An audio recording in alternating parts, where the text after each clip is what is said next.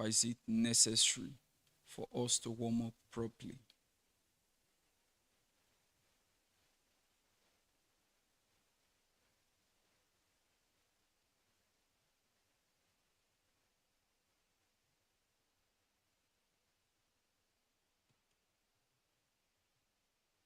Number one, now warm up actually helps increases your body temperature. It helps increases your body temperature by making your muscles more elastic and reducing the risk of injury. Warm up actually helps boost blood flow to muscles, improving oxygen and nutrient delivery. Like I said, I usually give, whenever I talk about warm up, I usually use our vehicles and our power generating plant as a case study.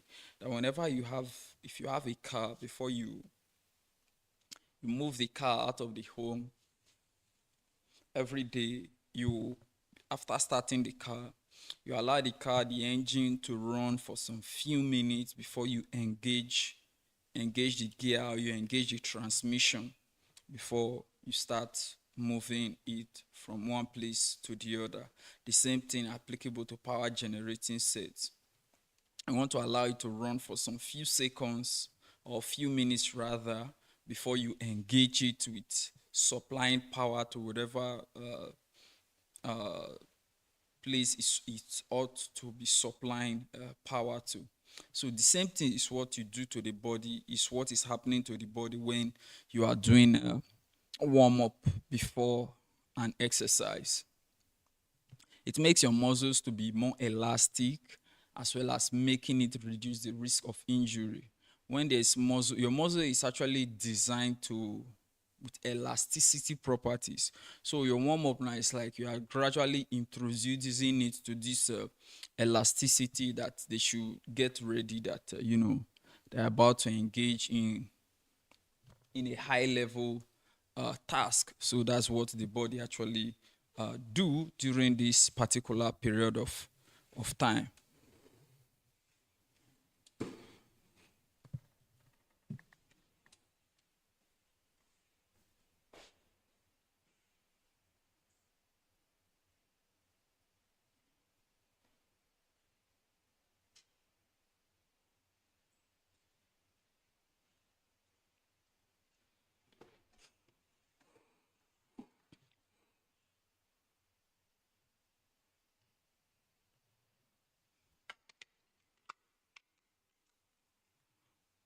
Okay, so the next thing as regard the warm up is that warm up actually enhances performance.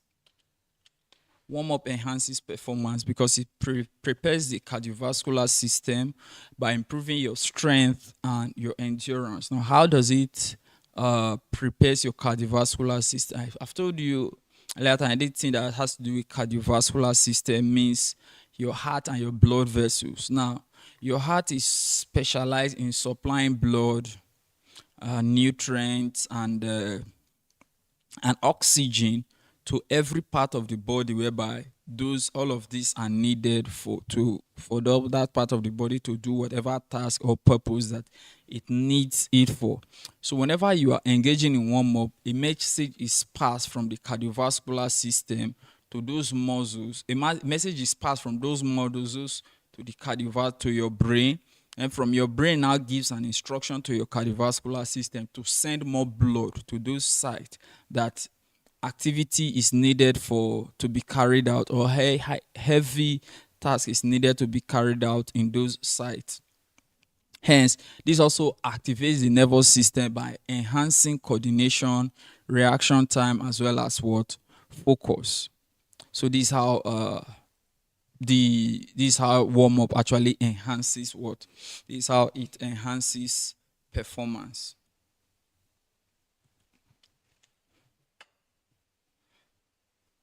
Then, number three importance risk of proper warm up is that warm up reduces the risk of injuries.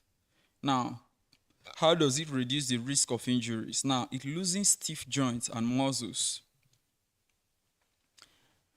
Now, before prior to workout, there's usually your body is most likely going to be stiff. When I say stiff, not completely stiff, but what you're about to engage it in, it is stiff compared to what you want to engage it in. So loosening those stiff joints and muscles will help you actually to minimize strains and sprains. You understand? So that's what the body actually does when you engage in warm up. It also helps improve the range of motion by making movements more efficient as well as make it being safe. So this is another thing that actually this is another way that warm up help reduce risk of injuries. Then number four, importance of how warm up actually and the importance of warm up as regard workout or fitness is that it prepares you mentally. It helps transition mentally from rest to activity by boosting motivation as well as concentration. Now, by the time you start warming up, now your brain, being that the human body has what we call learning, is that your brain understands that whenever you are engaging in this activity, that means you are about to do something like this. So whatever thing that it was doing previously, whatever thing that it was focusing on previously, your brain will look for a way to shut those ones down, or it will take them to a temporary, or keep them on hold and attend to this activity that is on ground now, and also helps you build focus and confidence for more intense workout or competition. So this is how your body actually works. It helps your body with mental preparation. So you while you are there doing warm up, the next day you're already envisioning you doing your program, how well you are going to do it, how you'll be able to complete your reps and your sets, stuffs like that. So that's how your body actually works, engages in mental preparation during workout. And number five, importance of workout, of warm up for workout, is that it tailors your body for specific movement. For instance, a dynamic warm up can activate the specific muscle group that you use during your workout, e.g., lunges for leg day, arm circles for upper body sessions. This actually what helps to tailor your body for specific movement. You understand? So while you are doing this, doing this, it prepares your muscles of your shoulder as well as muscle of your upper back, as well as some of the muscles of your arm to get prepared for the upper body workout activity that you're about to engage in. Now, proper warm up is essential for optimizing performance, helps you prevent injuries, as well as ensuring a safe and an efficient and an efficient workout. So these are major things that you must actually understand about workout.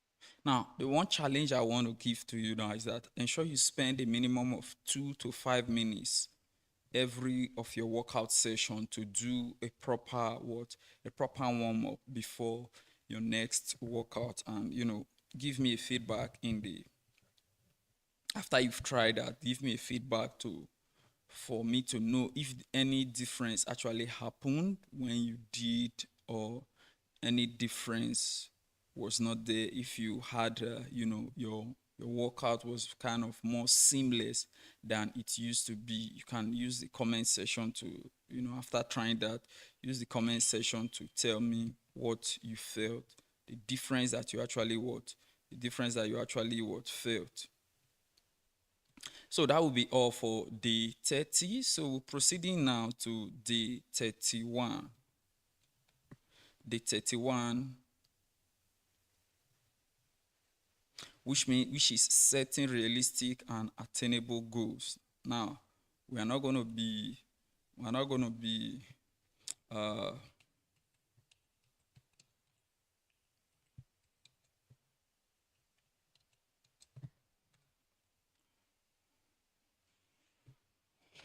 we can't say this enough as regards setting realistic and attainable fitness goals. Now, why should you set a fitness goal? We've talked about setting a fitness goal. Now, why should we set it up? Now, setting a goal is like providing a blueprint. It's like preparing yourself for a task, knowing what it will cost, as well as how long it will cost you, the resources, and the possible route that it will take you to get to the destination that you are anticipating for that particular project that you embark on. You understand? So these are some of the things that are involved in setting of goal. It provides direction and motivation for a fitness journey. It helps you track progress and stay consistent. It helps you also prevent burnout and frustration from unrealistic expectation. So when you have a goal, it will help you uh, not to set uh, goals that it will help you to actually filter unrealistic expectation from your goal. Because if maybe by start working on your goal and you meet a fitness expert, then he or she will likely ask you, if it's the one coaching you, what do you intend to achieve, what's your goal, what's your objective, stuff like that. Then you begin to tell him, then it will be in his best position to tell you that this cannot be achieved in this period. Add this to it, make it like this, tailor it like this, and it will be it will be easier for you to achieve. So when you do this, it will actually make it easier for you to actually achieve that your goal. That's one thing that you must actually put into consideration.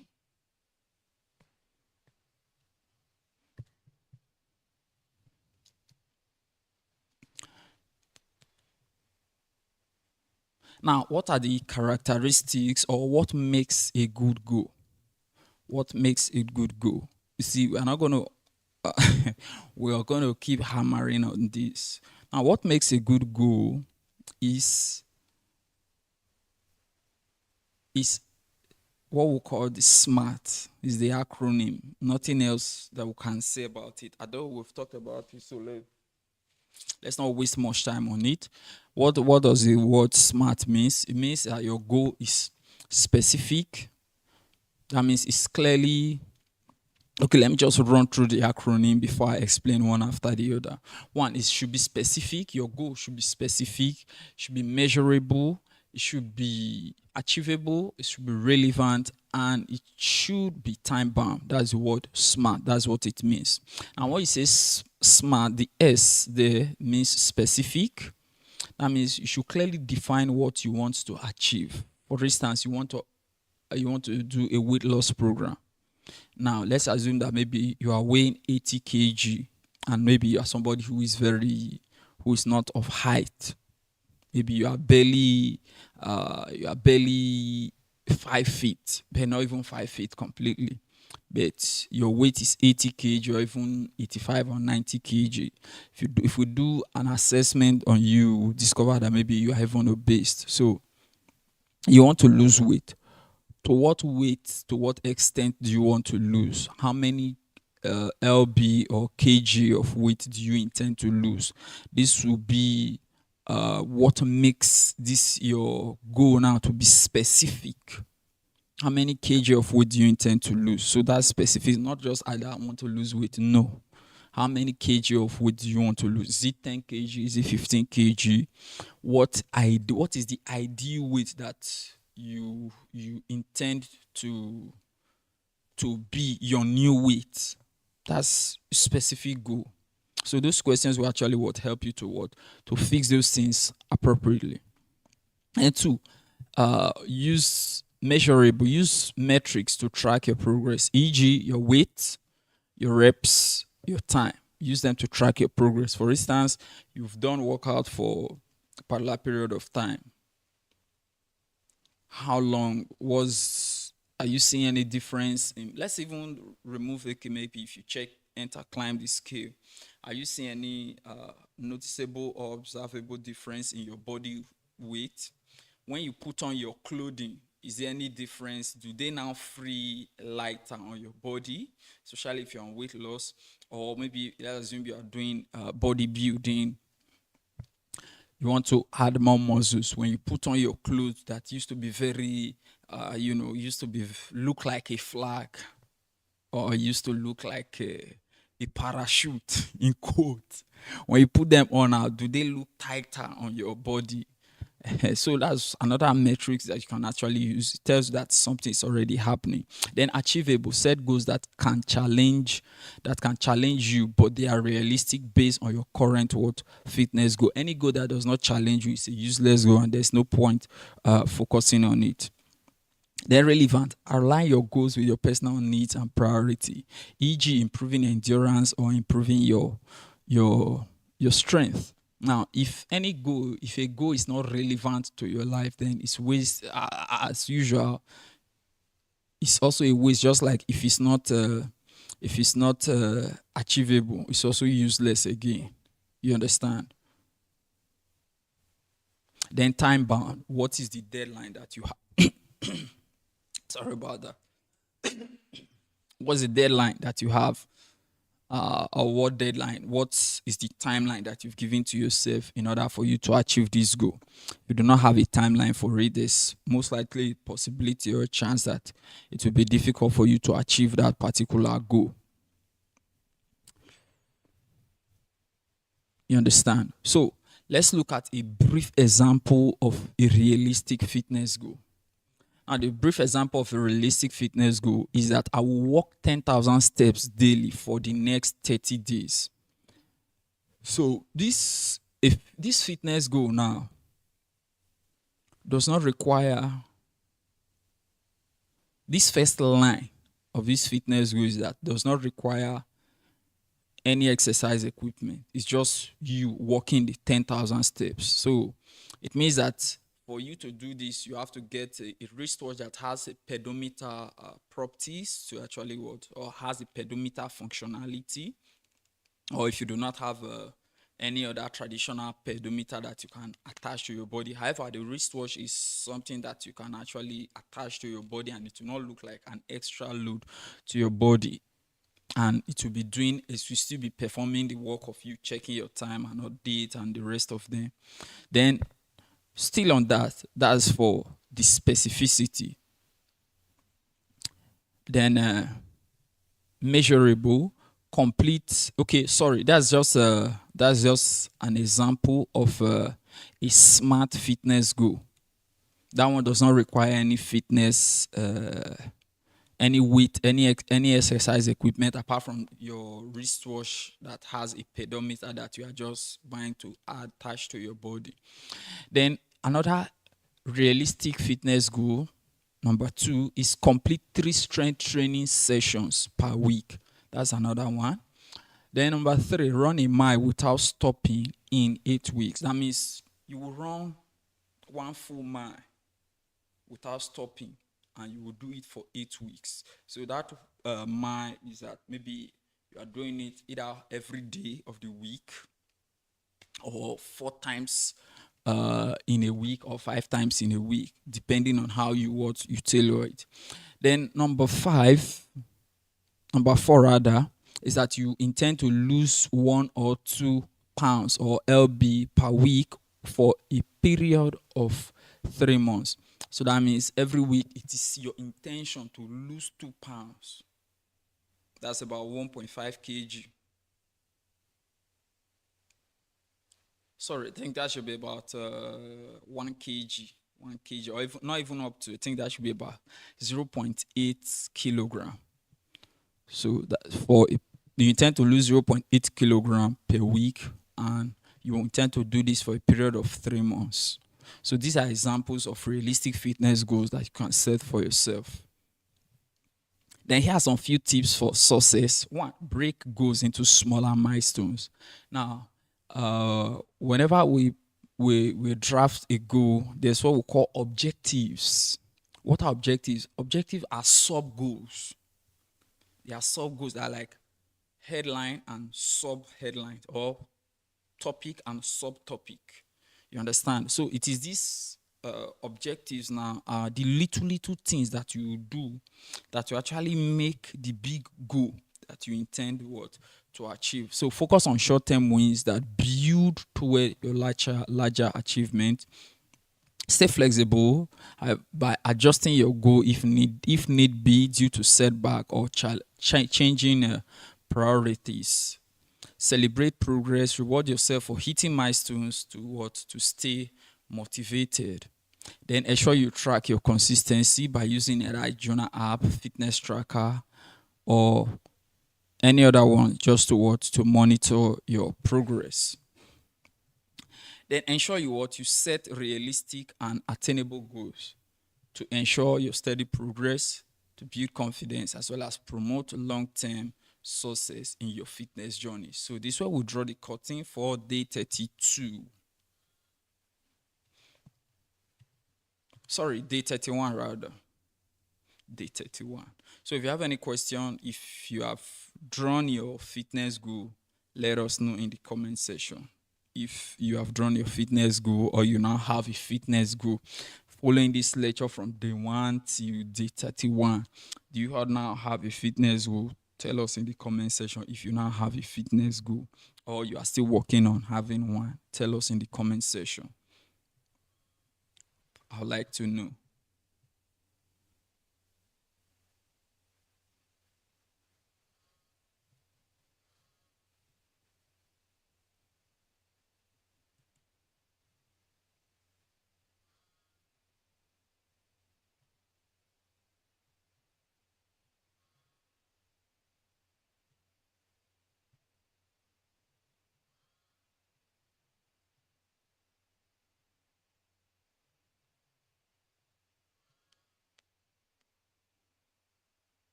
Okay, so we're done with day 32.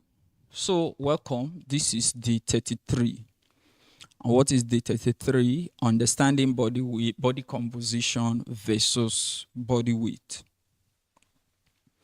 Now, most time, some people or majority of persons usually mistake one for the other. The two are not the same. However, they have they have differences. However, with some very little similarities, or one is a sub of the other. I think that's the best word to use. One is a sub of the other, or is a subordinate of the other. And let's go. What is body composition? Body composition refers to the proportion of fat, muscles, bone, and water that is present in your body. The proportion of fat, proportion of muscles, proportion of water, and bone that is in your body. That's what body composition is. It focuses on quality of weight rather than just the number that is present on the scale. You understand? That's what body composition is. Let's proceed. Now, if that is body composition, then what is body weight? Now, body weight is the total mass of your body measured on a scale. The total mass of your body, including your organs, measured on a scale. It does not distinguish between fat, muscles, or other components. No. Everything, a whole as a whole, in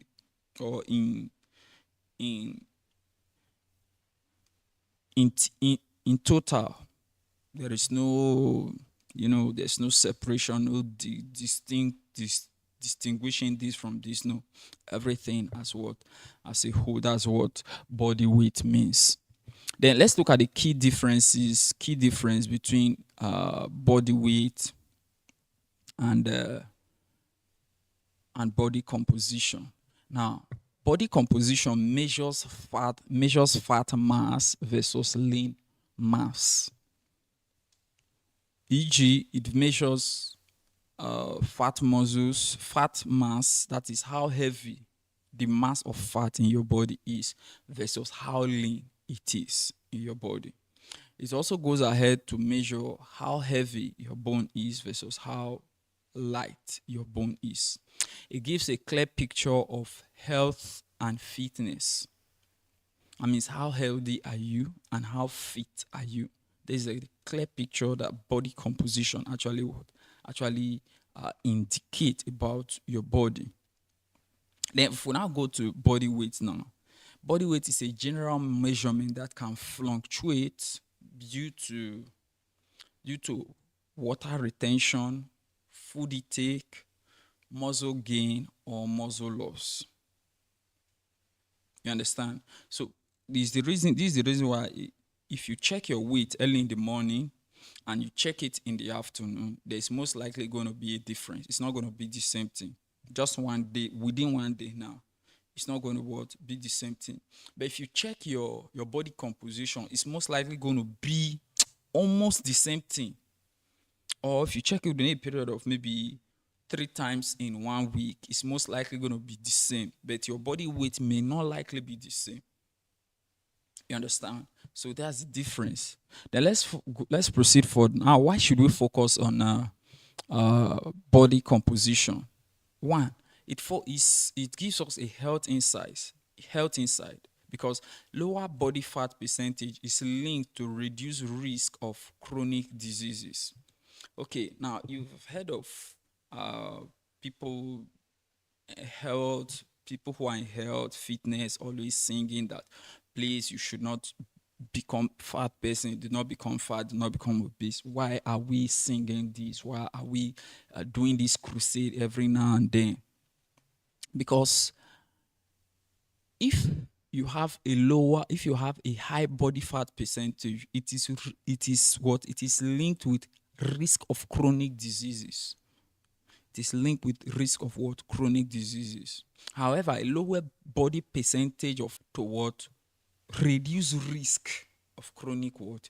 Diseases. So with a lower body fat percentage, it means that even if that chronic disease will come, the chance is very small. It's not big.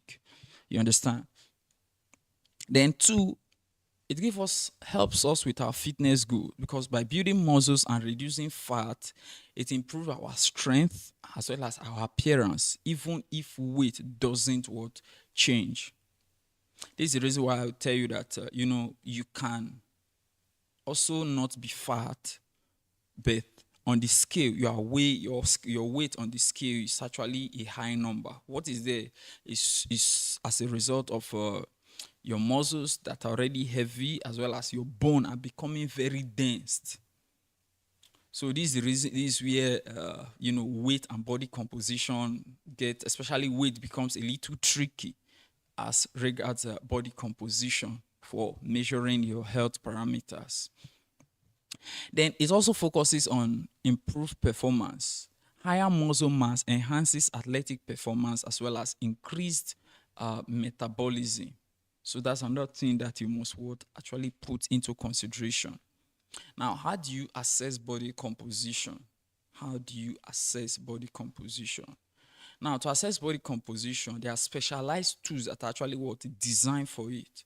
We have tools like the fat scales, the calipers, such as the skin fold calipers, then the DEXA scans. I think I used to have a particular scale. I got it not quite long ago. I think I'll put it in the video while we are actually editing this. About the scale that I'm actually talking about.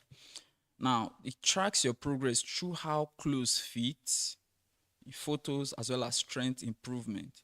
So this is another thing that you actually, like, I think I mentioned this earlier, that this is another way you actually want to track your body composition to see if results actually happening. Apart from body fat scale, calipers, skin fold calipers, DEXA scans, another way to actually know your result of things is happening is how fit your clothes is, or how free they are then versus how they are now.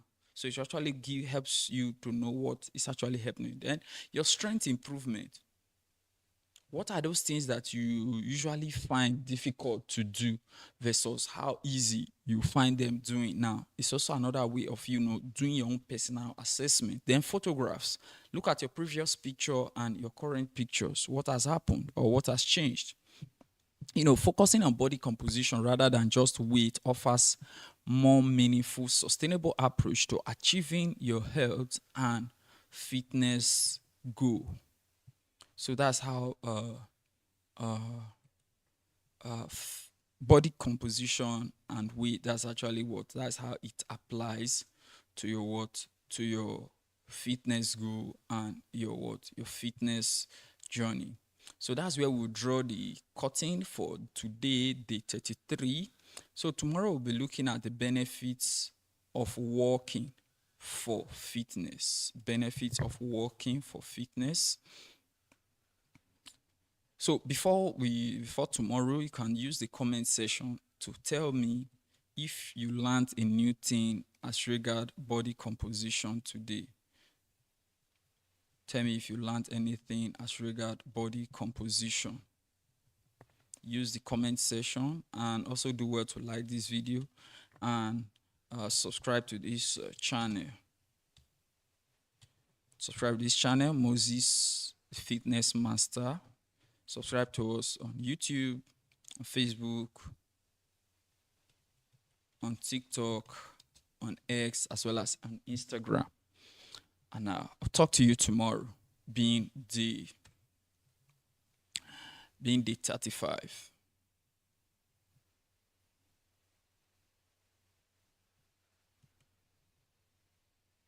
Sorry, being day 34. Today is we're already done with day 33, which is understanding body composition versus body weight. So, all right, welcome back to day 34. That's the benefit of walking for fitness. I think there are numerous benefits that walking actually has that you may not have known.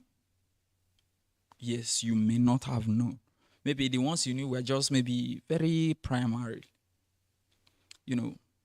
Very primary. But let's continue. Number one benefit that walking actually has is that it improves your cardiovascular health.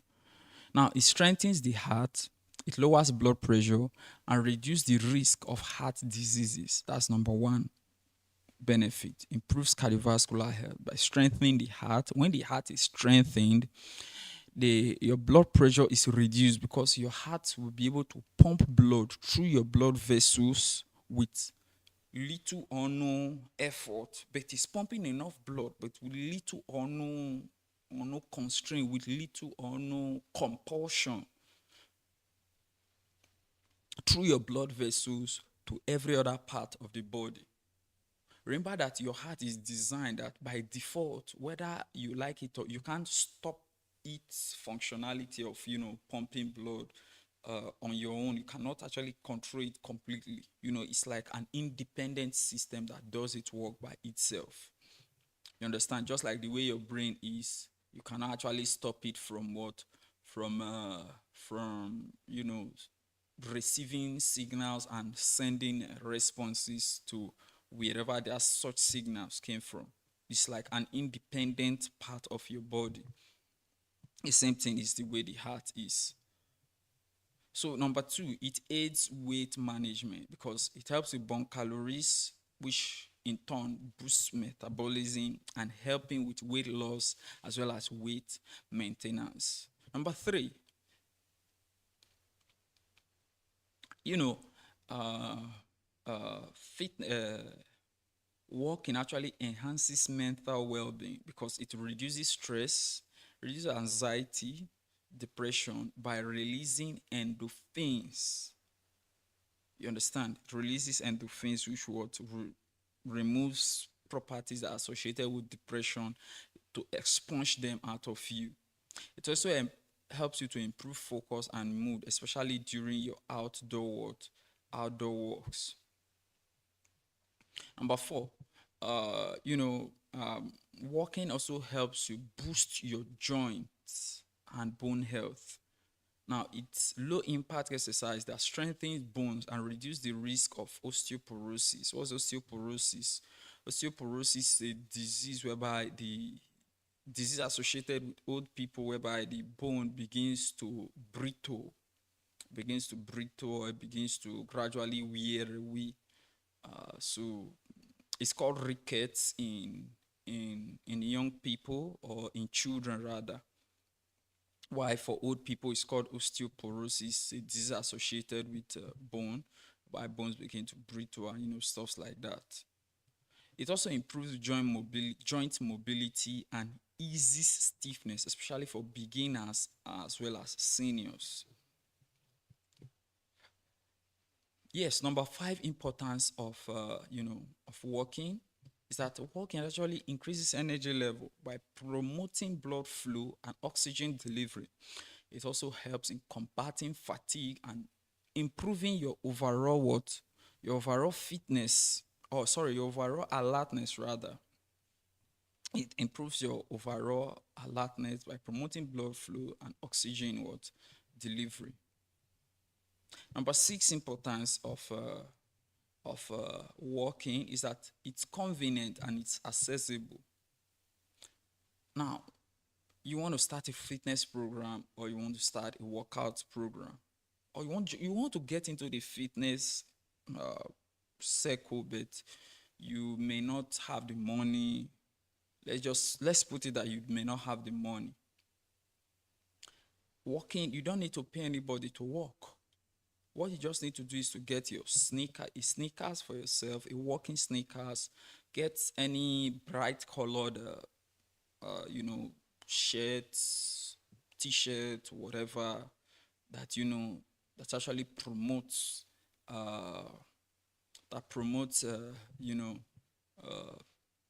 ease of air entrance and exit. Then maybe get a towel, then maybe get a little very small water bottle that you can be holding on your hand or you can carry along while going for your walking, so it requires no special equipment or gym membership. So it's convenient and it's accessible and it's cheap, if I will say anything. And then two, it can be done anywhere, anytime, and easily incorporated into our daily routine. That means you can even incorporate walking into your daily routine. Now, how do you incorporate walking into your daily routine? We talked about pedometer in day 33 as some of the ways of tracking, of the steps that you take. No, we talked about it in day 32, which is when we're talking about setting realistic fitness goal. And I said that getting a pedometer to track the number of steps that you actually walk a day is actually a good thing. And, if you cannot get a traditional pedometer, get a wristwatch that has a pedometer property. Majority of the Apple watches or even some of the Android smartwatches has pedometer in them that you can actually use to track your fitness progress. So you can actually incorporate that, and during your day's task, you can places that maybe they are not too far, you can just take a walk to get to there to complete your day's task. While you are doing that, you're also tracking the number of steps that you have walked for that particular day. So walking is simple, low impact activity with significant health benefits. However, making it an ideal exercise for all fitness level. Then the last but not the least, all of your organs has a connection to your feet. You heard that? All of your organs has a connection to your feet. So while you are walking, you are activating every of your organ that is in your body. You might have heard it in another place where you were taught that all of your organs has a connection to your feet, or all of your organs are under your feet. Yes, it is true. All of your organs has a connection to your feet, or they can be activated from your what? From your feet. You understand? So it's not something new. So that's another thing that walking actually does to you. It helps what? Improves the health of every organ in your what? In your body. So this is where we draw the curtain for today, being day 34, which is benefits of walking to fitness. Now you can, if you have ever done walking as part of your workout or fitness program of in your fitness journey, that's if you've had one, or you've ever done a brisk walk, tell us in the comment section how it feels. Did you feel happy, or do you feel another way? Tell us in the comment section. We would like to know. And if it didn't go well, we ask you a few questions to tell you some possible things that you can do to make it worthwhile subsequent time when you intend to do it. So that's where we'll draw the curtain for today, being day 34. Thank you, and I'll talk to you tomorrow. Bye.